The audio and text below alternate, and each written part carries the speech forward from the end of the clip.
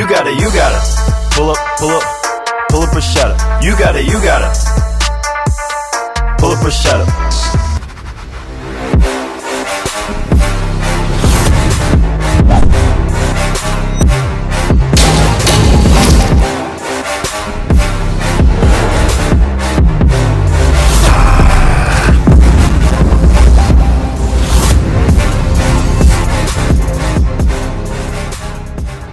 Yo, what is up, AD team? Austin Dunham back again with another video. So today we're gonna talk about the 3 best calisthenics exercises that everybody should do. Now, I'm sure if you're aware of bodyweight training at all, there are a ton of exercises that we all can do. When it comes to pushing, you can do one-arm push-ups, you can do weighted push-ups, you can do handstand push-ups, pulling, you can do one-arm pull-ups, archer pull-ups, weighted pull-ups. And leg exercises, there are a ton to choose from. However, like I said in this video, I'm gonna talk about the 3 exercises that will help you with your progress no matter where you're at in your calisthenics journey. And even if you can't do these exercises, I'm gonna show you easier progressions that you can do, or just keep them in mind as you build your strength along the way. So today we're gonna talk about 3 exercises: pushing, pulling, and legs. Pushing involving our chest, triceps, and shoulders. Pulling involving our back and biceps. So without further ado, let's get into the first one, which is the pushing exercise. All right, so the first exercise that everybody should be doing is called the Pseudoplanche Pushup. Now, the Pseudoplanche Pushup is one of my go-tos and my favorite exercise of all time, and that's because its ability for you to progress into harder variations, including the planche, which is something everybody wants to learn. Now let me show you how to do the Pseudoplanche push-up. I've explained that a lot of times, but I'm gonna show you again just so you get it right, all right? So Pseudoplanche push-up is different than a normal push-up because a normal push-up, we have our palms right above our shoulders or coming straight down, right? But with this one, think of it as a leaned in push-up. So I like to turn my wrist out just like this. And here's the thing, what you wanna do is you wanna lean in, get a little lean. Now as a beginner, you're just gonna lean in just a tad. You should feel the stress move more into your lower chest. But here's the goal. You wanna actually lean as far as you possibly can, come down and press all the way back up. The goal is that you wanna push from your waistline, just like this, all right? And every time you come down, you come back into that straight arm position, just like this.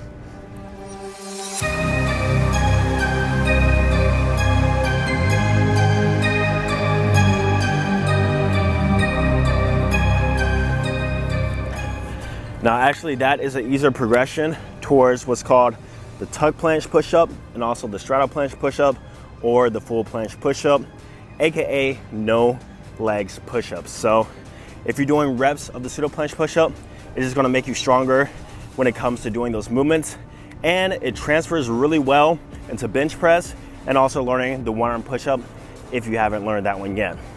So when it comes to pushing exercises, everybody, including myself, I still do these to this day, should include Pseudoplanche push-ups within the training, right? Don't forget it. Now let's go on to the pulling exercise or the back and biceps exercise. All right, next up, we're gonna talk about an exercise that isn't really a rep-based movement. It's more of a static movement, and that is the full front lever row or front lever swing.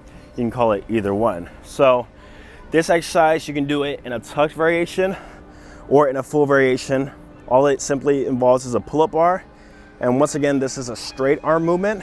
And what we're gonna do is start from a dead hang and keep our bodies flat, come up all the way, then you lower. Just like this, all right? Now, I'm gonna show more of that later, but let me explain why this is so beneficial and why everybody should do it. One, because like I said, it's gonna actually train your way to the front lever.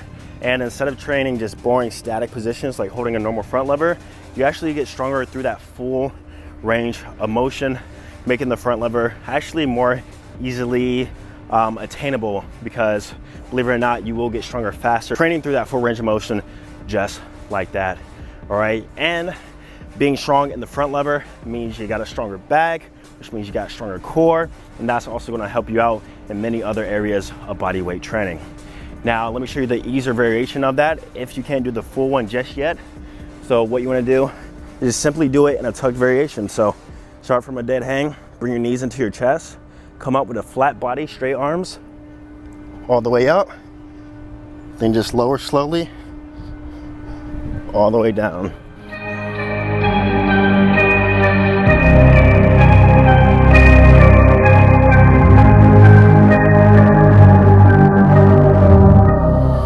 You can almost compare it to getting on a lat pull down machine. If you've ever seen bodybuilders kind of do this motion with it, training their lats.